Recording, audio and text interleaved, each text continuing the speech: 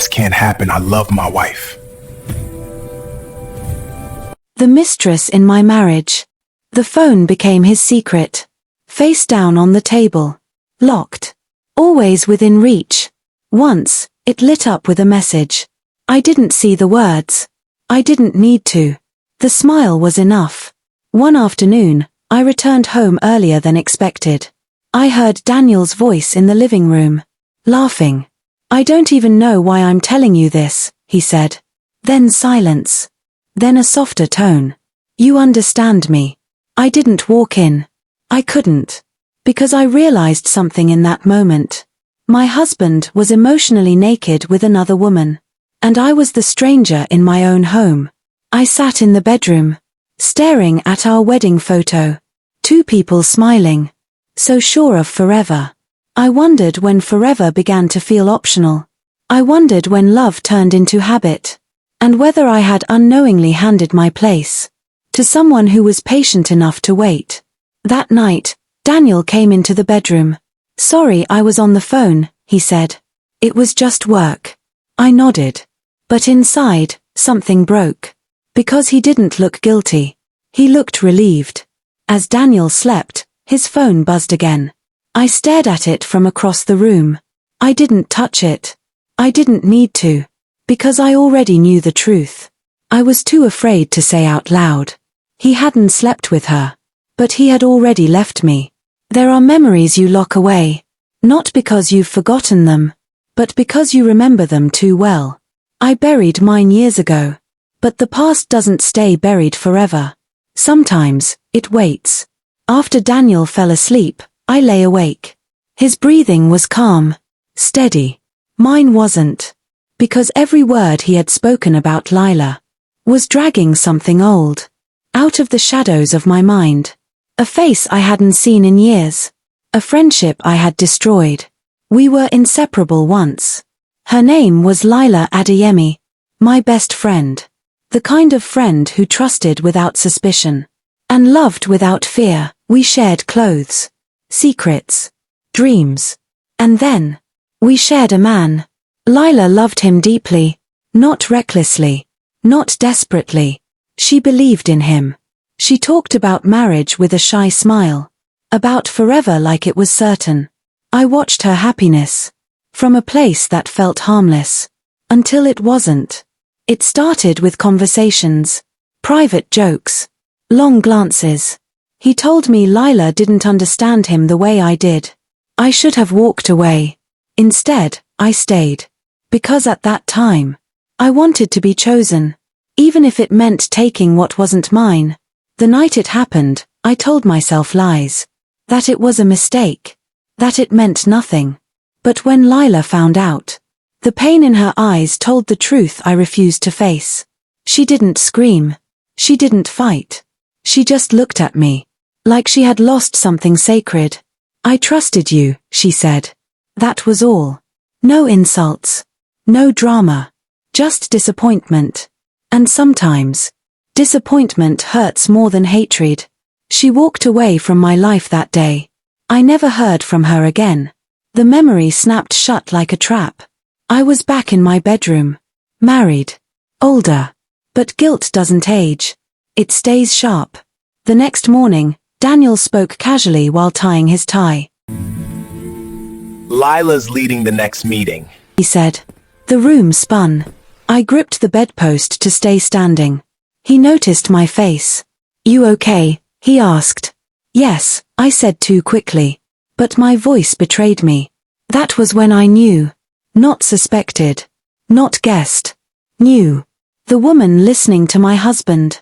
The woman slowly taking my place. She wasn't just a colleague. She was my past. And she had come back. Wearing patience like perfume. As Daniel left for work, one thought echoed in my mind. What if this isn't an accident? What if Lila didn't just return? What if she waited? And what if I was finally about to pay for the life I ruined? Recognition doesn't always come with proof. Sometimes, it comes as a feeling so strong. You start doubting your sanity. That was the moment I knew. And still pretended I didn't. I hadn't planned to see her again so soon. Daniel asked me to drop off some documents at his office. I agreed, telling myself I was being dramatic. After all, how many women could share the same name? The moment I stepped inside the building, I felt eyes on me. I turned. And there she was, standing near the reception desk. Composed. Unbothered. Our eyes met. For a brief second, the world fell silent. She didn't look surprised.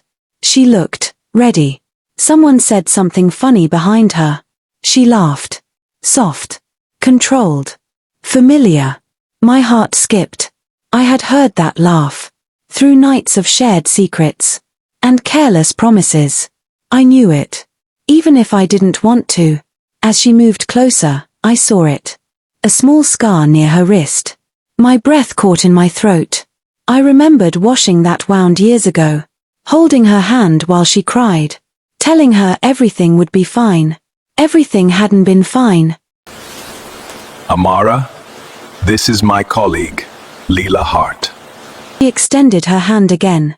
Her grip was steady. Lila. It's a pleasure to meet you properly. Properly. The word lingered. I smiled. The kind of smile women wear when they're bleeding inside. Nice to meet you, I said. But my mind was screaming. Because the woman standing in front of me was not Lila Hart. She was Lila Adeyemi. My past.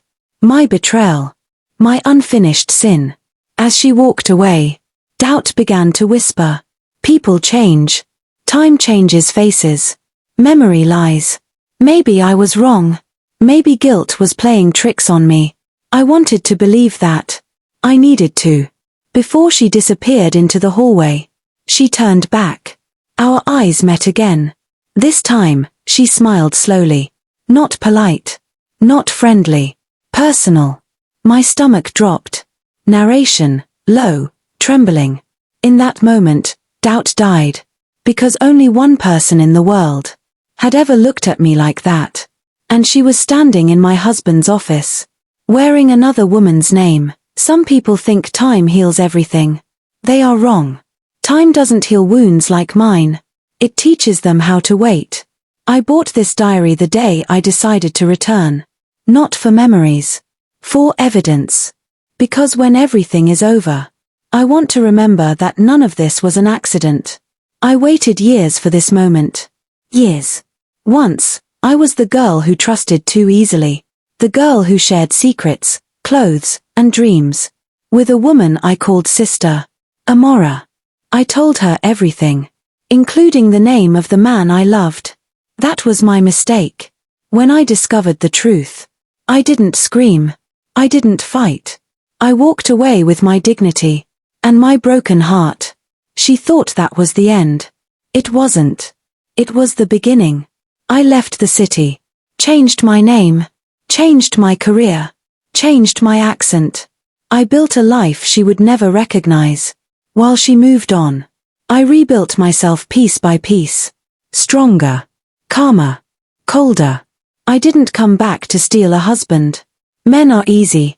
I came back to take something far more precious. Her peace. Her certainty. Her sense of control. I wanted her to look at her life and feel the same confusion she gave me years ago. Daniel was perfect. Not because I loved him. Because she did.